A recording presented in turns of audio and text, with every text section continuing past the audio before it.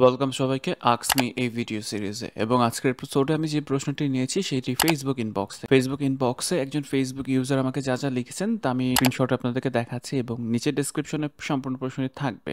এবং আমি একটু গুছিয়ে বলি তিনি আসলে কি জানতে চেয়েছেন বা তিনি আসলে কি প্রশ্ন করেছেন। তো প্রশ্নটা শুরু করার আগে এবং সম্পূর্ণ ডিসকাশনটা শুরু করার আগে আমি যেটা বলতে চাই, আমি আমার চেম্বার প্র্যাকটিসে যে জিনিসটা সবচেয়ে বেশি দেখে থাকি বা আপনিও হয়তো যদি একটু চারিদিকে নোটিস করেন, দেখবেন যে এই প্রবলেমটা ম্যাক্সিমাম কাপলদের ভেতরে আছে। ম্যাক্সিমাম কাপলরা এই ছোট ছোট বিষয়ের কারণে কিন্তু ডিভোর্স বা সেপারেশন দিকে চলে যাচ্ছে।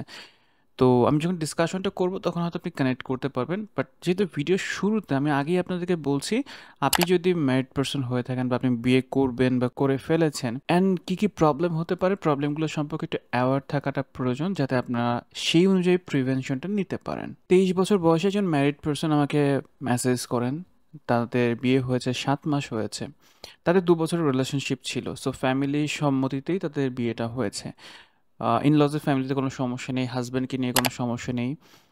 বিষয়টা হলো যে হাজব্যান্ড এবং ওয়াইফের ভেতরে খুব ছোটোখাটো বিষয় নিয়ে ঝগড়া হচ্ছে, কথা কাটাকাটি হচ্ছে, রাগারাগি হচ্ছে এবং বিষয়গুলো খুবই ছোট, এমনটাই তিনি আসলে আমাকে মেসেজে জানিয়েছেন। হাজব্যান্ড ঝগড়ার পরে চেষ্টা করেন যে ওয়াইফের রাগটা ভাঙাতে বা মিটমাট করে নিতে, কিন্তু ওয়াইফ মানে যিনি প্রশ্ন করছেন তিনি তার ইগোর জন্য এটা সলভ করতে পারছেন না। মূল কথা হলো যে তিনি অ্যাভয়েড করার চেষ্টা করছেন।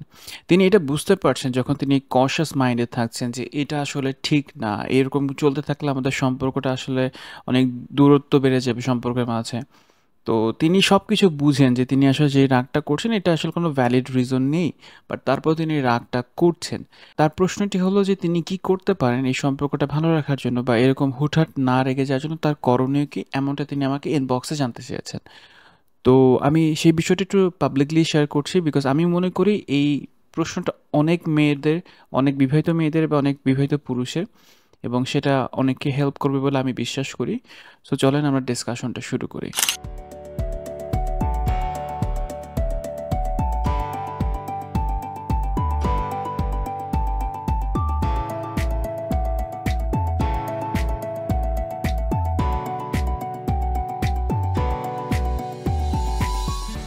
ডিসকাশনটাকে আমি কয়েকটা পার্টে ভাগ করব। প্রথম পার্টটা হচ্ছে একটু বায়োলজিক্যাল অ্যাসপেক্ট নিয়ে কথা বলবো। তো একজন বিবাহিত মেয়ে যখন প্রেগনেন্ট হচ্ছেন তখন বিভিন্ন হরমোনাল চেঞ্জেস হচ্ছে। এছাড়াও মেয়েদের পিরিয়ডের সময় অনেক হরমোনাল চেঞ্জেস আসে এবং এর কারণে রাগ বৃদ্ধি পেতে পারে। তো একজন ফিমেল পার্সনকে যদি আমি বলি, তার সম্পূর্ণ ইমোশনগুলো খুব ফ্ল্যাকচুয়েট করে।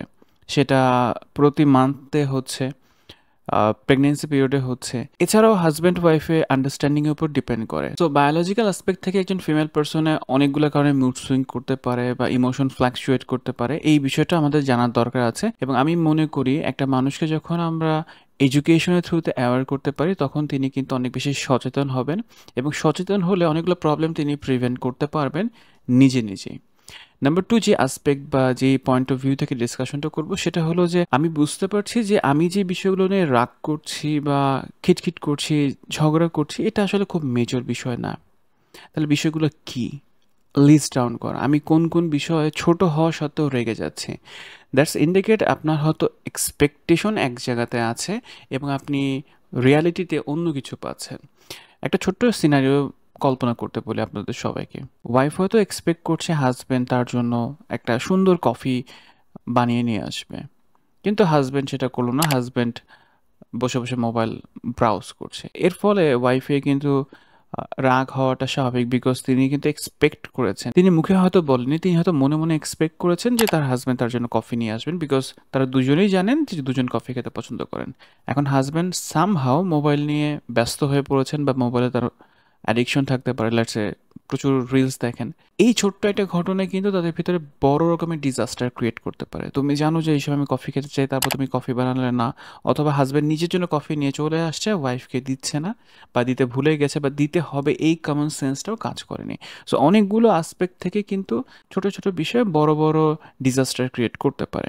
আমার এই পয়েন্টে মূল যে বিষয় সেটা হচ্ছে এক্সপেকটেশন ক্লারিফাই করা, যে আমি আসলে কি এক্সপেক্ট করি আমার পার্টনারের কাছ থেকে।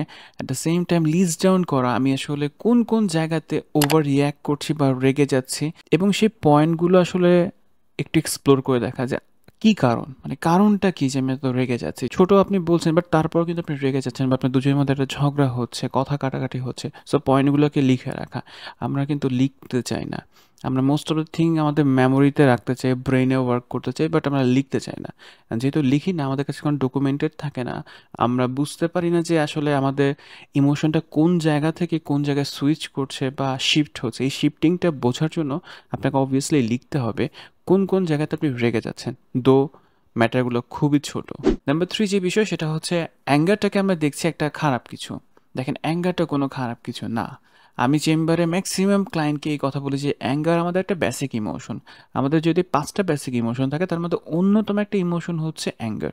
সো অ্যাঙ্গারকে আসলে আমরা কখনোই ওভারলুক করতে পারি না বা এটাকে উইথড্র করতে পারি না। অ্যাঙ্গারটাকে নোটিস করাটা ইম্পর্টেন্ট এবং অ্যাঙ্গারের পেছনে কারণ অনেক থাকতে পারে। সেই কারণগুলোকে আইডেন্টিফাই করা উচিত এবং এই কারণ আইডেন্টিফাই করার মাধ্যমে আমরা অ্যাঙ্গার ম্যানেজ করতে পারি।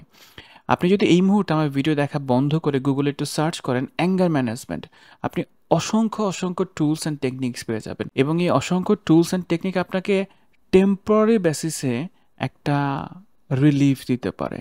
কয়েকদিনের জন্য হয়তো ভালো লাগতে পারে বা অ্যাঙ্গার ম্যানেজ করতে পারেন। বাট লং টার্মে আপনি দেখবেন এটা ওয়ার্ক করছে না। এর বেসিক কারণটা হলো অ্যাঙ্গারটাকে আমরা সারফেস লেভেলে সলভ করতে চাই। আপনি যখন সারফেস লেভেলে কাজ করছেন, আপনি কিন্তু সারফেস রেজাল্টই পাচ্ছেন। বাট আপনি যখন ডিপ ডাউনে যাচ্ছেন, ভেতরে বিষয়গুলোকে বোঝার চেষ্টা করছেন, ফিলসফিক্যাল জায়গাটা বোঝার চেষ্টা করছেন যে আমি রাগটা আসলে কী কারণে করছি? কি হচ্ছে আমার ভেতরে?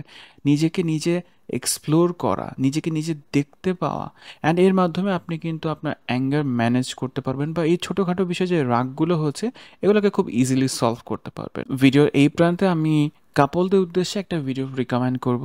আপনারা চাইলে আমার এই ভিডিওটা দেখতে পারেন। এই ভিডিও দেখার পর আপনারা সিদ্ধান্ত নেবেন আপনাদের আসলে করণীয়টা কি। আমরা অনেক ক্ষেত্রে যে ভুলটা করি সেটা হলো ছোটোখাটো বিষয়গুলোকে জমিয়ে রাখি এবং এই ছোটো ছোটো বিষয়গুলো একটা সময় বড় একটা প্রবলেম ক্রিয়েট করে। ছোট্ট ইস্যুগুলোকে আপনি যদি অ্যাটেনশন দিতে পারেন আপনার লাইফে বড় প্রবলেম সলভ করাটা ইজি হবে। ছোট বিষয় ঝগড়া হতেই পারে। যদি এই মাইন্ডসেট নিয়ে থাকেন তাহলে দেখবেন একটা সময় বড় একটা ক্রাইসিস ক্রিয়েট হবে অ্যান্ড দেন ডিভোর্স বা সেপারেশন হয়েই যাবে।